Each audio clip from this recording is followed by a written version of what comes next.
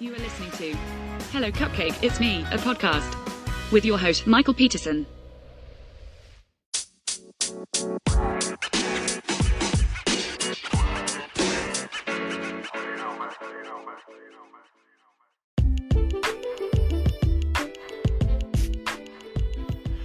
Hey everyone, Michael here with Hello Cupcake, It's Me, and today is a very late podcast, and I'm very sorry for that, but today is April 18th, 2024, and thanks for hanging with me. If you haven't done so already, please hit like and subscribe, then head on over to hellocupcakeitsme.com to give the blog some love, and then make sure you check out youtube.com/hellocupcakeitsme to give the YouTube some love as well.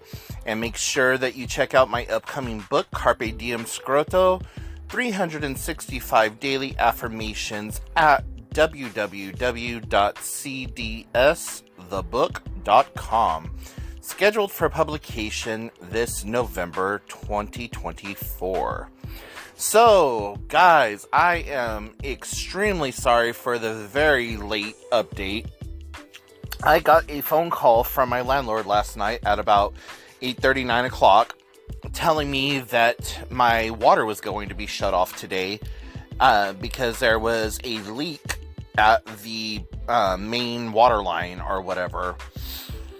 And so, I decided that I was going to head on over to my sister's house since she had the day off, and I tried to record while I was driving, and when I got to her house to put the whole podcast and everything together, it sounded like crap. So that is what is going on. So in the meantime, though, I have had a fantastic, albeit long, day. It's the first time since Christmas that I have been over to my sister's house, and I've been just kind of babying my car lately because it's still acting a fool and sputtering every so often, and I just don't know what the hell is wrong with it, and I honestly just do not have the financial means to take care of it. And I'm just doing the best I can with that car right now. And I also have to remember that it's a 2007 Subaru Forester with just over 140,000 miles or something like that. So, she's up there in age and she's got some mileage on her. But, anyways, yeah, as soon as I got over there, we got in the car and we went out and we went and had some brunch, and, we went to this little Hispanic, restaurant place called Fast Burrito, and, I had some taquitos with rice and beans, and it was everything that was right in the world. And then we went to Goodwill and walked around Goodwill for a little bit. Then we went to one of my favorite Walmarts and walked around, did some shopping there. I was able to pick up 2 new flavors of the Circle water bottle sips. I got a hibiscus one, and I got a strawberry fresca one, so I'm really excited about those because they are some of the newest flavors from Circle. And if you look in the show notes, you will see a link that if you order through me, you get your first order for something like $5 or whatever, but it's amazing. So anyways, and then I have never really looked at the party supply section of that particular Walmart, and they had all of the things. Guys, I am telling you, they had piñatas, they had all the little toys and the hoopla that goes in piñatas and candy and all kinds of other stuff. So, like, I picked up a few bags of the toys because on May 4th is my book fundraiser, and we're going to have a bunch of like games and stuff, and I wanted to have enough little toys and prizes and stuff for the kids. And we're also working on trying to figure out like adult stuff, so I've pretty much got all the kids stuff figured out. I just need to get some like adult prizes now. And just so much going on with the book right now, and I'm literally robbing Peter to pay Paul, mugging Mary, and selling the baby Jesus to like get ends met with the book, with the fundraiser, with just life in general. And it's really difficult. It really is. Like, I had an offer, or not really an offer, but I reached out to this one publishing company who said that they would do all of the stuff that I needed done. They would put my book on Amazon, they would put it on Apple, they would put it on Google, like the whole 9 yards. They would typeset it, edit it, get me 2 ISBN numbers, one for a physical copy of the book and one for the digital copy of the book, and give me 10 free copies of the book, and do print-on-demand services where it would be about $9 out of pocket for each author copy after that 10. And all of that was going to be like $700, like maybe $725 after taxes and everything is said and done. And had I the money, I would have jumped on that quick, fast, and in a hurry. But I still need one more ISBN number, and they weren't able to provide me a quote for a third ISBN number, because one of the things that I have as a donation tier is that anyone who donates, like, say, $100 gets a signed hard copy of the book. And, you know, if they're only giving me digital and a paperback, I still need an ISBN for the hardback. So, sorry, I had to take a drink of water. I feel really dehydrated. So anyways, yeah, there was just that, like, I wish I had the ability to just take care of it and throw the money at it, but as it is right now, I am working my butt off trying to still do the self-publishing thing. So that's what's going on with that, and I need to take some stuff to the printer tomorrow and get printed up. And I need to make 50 copies of a 8-page booklet.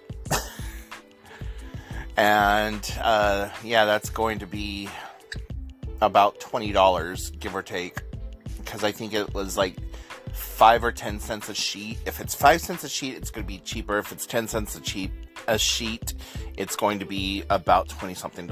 But anyways, I want to have these booklets created that are for the potential donors, that like lists everything about the book, other books like it on the market, why my book stands out, why this happens, why that happens, so on and so forth, all the way down.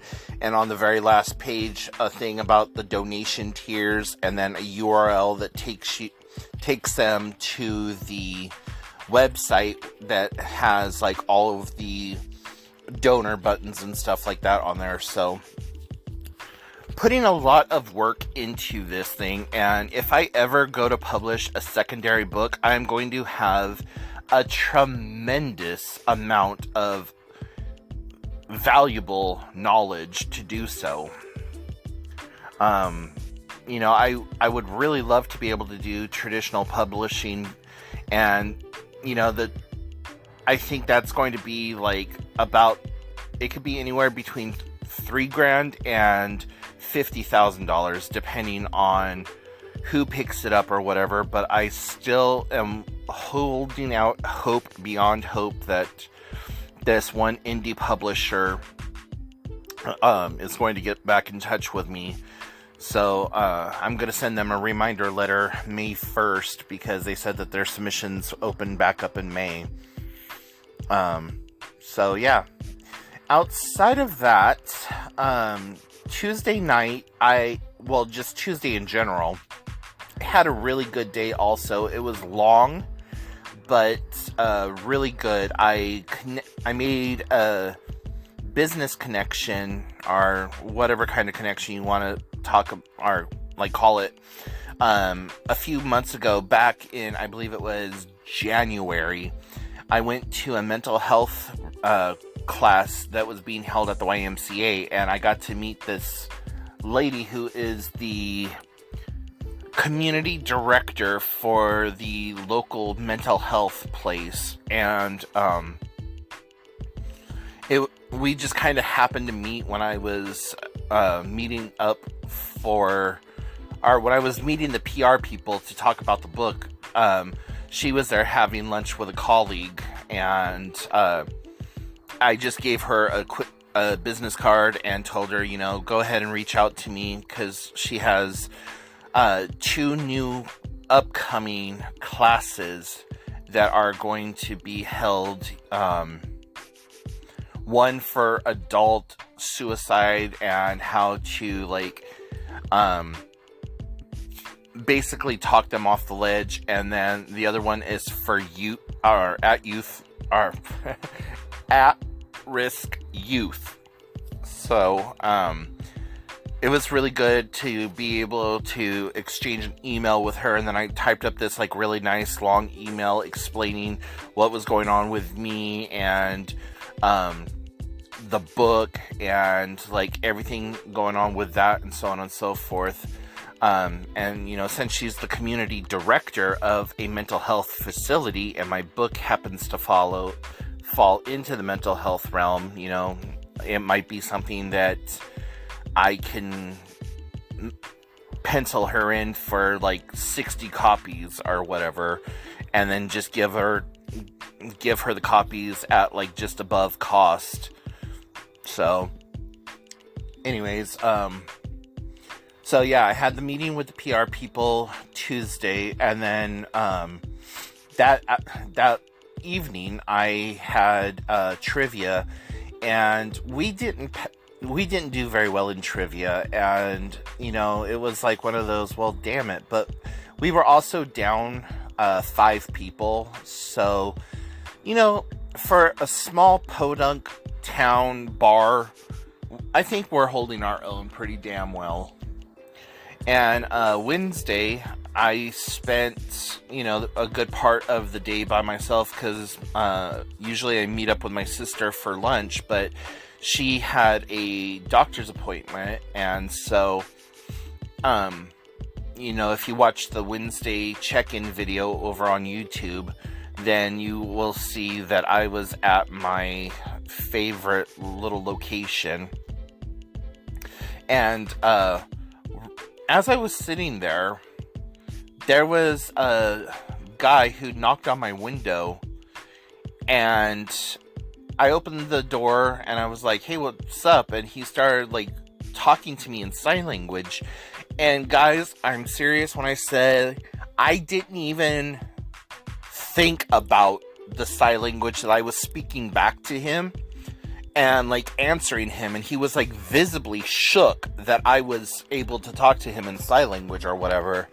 I did tell him at right off the get-go, I'm like, can you please slow down? I'm still learning sign. I can understand most of what you say, but not everything that you are saying. And I said, on the things that I just don't understand, please finger spell. And so he's like, okay, not a problem. And he hands me a piece of paper, and it was one of those, hey, I'm deaf, could you please help me? I'm trying to get home things or whatever. And, I don't normally talk about spirituality or whatever, but my spirit told me, Michael, give this dude some money. And like, I'm having all of this conversation in my head instantaneously as I'm reading this thing. And I only have, this amount of money on me. And like, do I give the whole thing or just part of it? And it's like, give the whole thing to him. And like, my eyes started twitching. I was like, okay. Mind you, I'm saying all of this in my head while it looks like I'm reading this piece of paper. And, I just signed back to him. I'm like, this is all I have. I'm sorry. And handed him some money. He's like, oh my God, thank you so much. He just kept saying, thank you. He's like, you don't realize how many people I've talked to today that have just tried talking to me and were just really rude and negative. But, I only need $67 for this part for my car or whatever, and this really helps. Thank you so much. I'm like, not a problem, have a great day. And after he walked away and I shut my door, I stopped and I thought to myself for a second. I was like, I just had a subconscious sign language conversation with this guy. And it just kind of lit the fire under me to want to do more with my sign language. And I found out that there's this place called it's a recovery cafe. And every Thursday at noon, they have sign language groups that gets together and they teach each other sign language. And so I was like, you know what? That's what I'm going to do. I'm going to start going to that sign language group and I'm going to brush up on my sign language, because there was some things that I forgot how to say, like name and give and look. I know how to say see or see, but the hand movements is the same as see, but it's a little different. Instead of like taking your index finger and your middle finger and pointing at your eyes and then pointing at the object, that's like, look at this item, versus taking your index finger and your middle finger and putting it up to your eyes like a V, and then then pulling your hand away. That's C. And so there's like a lot of intricate details when it comes to sign language, like the same movements but just reversed means something completely different. Like if you make a fist with both your hands and you pound your fist you pound your wrist together, like with one the bottom of your wrist on the top of your other wrist, and you pound them together, that means job. But if you pound the bottom of your wrists together, that means rough sex or rape. So, it's very, very like,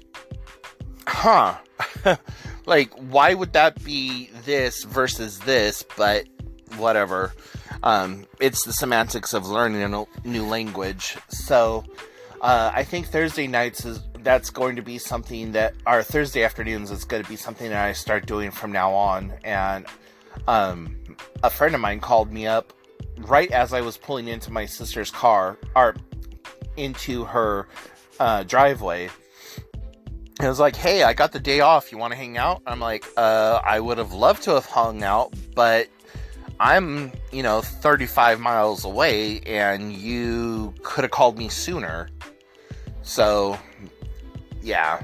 Anyways, it's just been a really good last couple of days, and something that has been very kind of humbling also, just seeing the interconnectivities and how things are kind of stringing together, and getting support where I didn't expect support to come from, and not having support where I expected support to come from, and just everything in between. And then also yesterday I talked to my aunt for like almost 2 hours, and I asked her like, pretty serious questions about the family, because I know damn near nothing about my biological mom's side of the family.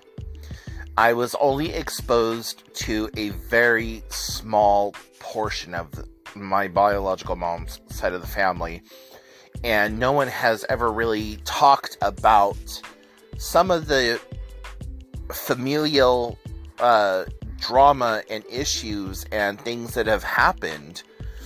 And we have a cousin that she's like a spitting image of my biological mom. And my sister and I, we knew that our mom had a quote-unquote miscarriage before my sister was born, and our cousin is exactly the same age as what that miscarried baby would have been.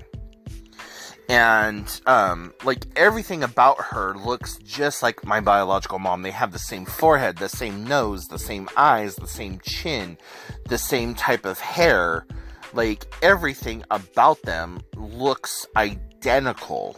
So it was really interesting, and I just flat came out. I was like, Auntie, is she our sister? Like, you know, here's the theory that we have or whatever. And she's like, no, honey, she is not your sister. She is actually your cousin, and blah, blah, and just told me, like, stuff that has never been said to me before. Talking about, incest and rape and molestations that happened, and this person doing this to this person, and this person having this done, and this person doing XYZ while these people over here were doing whatever else. And it was just like, wow. Like, I didn't know that my aunt didn't grow up with my mom, or my biological mom, and all of their siblings. Like, she didn't meet them until she was in her 20s. And I was just like, wow, I never knew that. Like, that explains so much why you are, like, the golden child, and why you are the way that you are versus why your siblings are the way that they are. So it was just rather interesting to finally, after all these years, you know, I'm 43 now, and getting the full story about who my biological mom is and what the family was all about. It's been a real eye-opener, and very just kind of, okay, that kind of explains why my biological mom is the way my biological mom is, and why she's in her 70s and still active in her addiction, and why she was never really much of a mother figure to me, because, you know, she didn't have that growing up. And, you know, I didn't know that she had an incestuous affair with her grandfather and stuff like that, and that's why she was no longer welcomed at her grandparents' place, because, you know, being it from a small town, and a very prominent town, you just, one, you don't do that, period, and two, that kind of scandal and shame could have seriously affected their businesses and their holdings. And my great-grandfather was a prominent psychologist in that area, and had, like, all of these accolades and all this other stuff, and it was just like, wow. Of course you were. I mean, why wouldn't you be? So it's always interesting whenever you find out shit about your family that you thought you knew everything about, and then it's like, well, you're no longer a kid. Here, let me tell you what actually was going on. So, just, you know, information dumps, and also having friends, like, reach out to me, and, like, Michael, I just need someone to talk to you right now. Cool. That is what I am here for.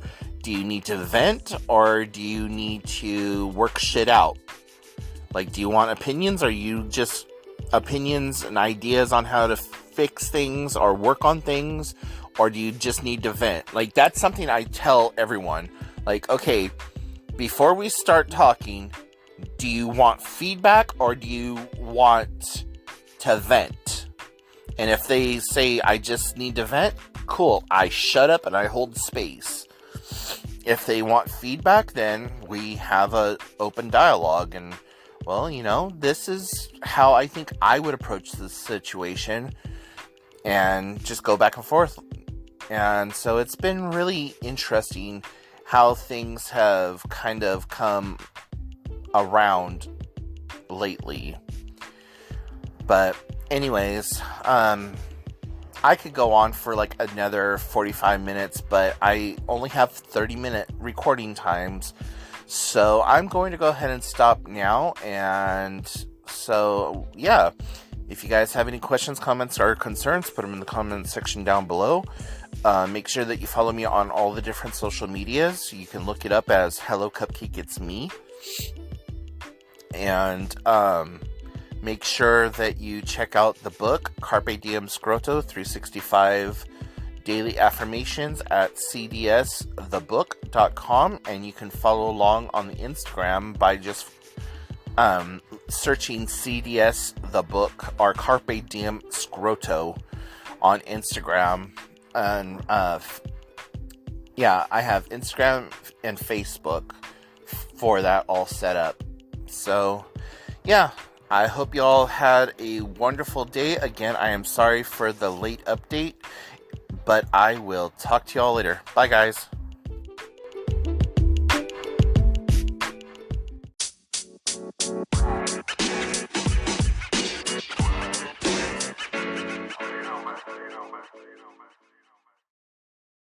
Thank you so much for tuning in. You have been listening to Hello Cupcake, It's Me, a podcast with your host, Michael Peterson. Please make sure to check back often, as new episodes are released bi-weekly. If you have any questions, comments, or concerns, please feel free to send a message to hellocupcakeitsme@gmail.com. And until next time, stay happy, safe, and keep doing the best you can with what you have been given.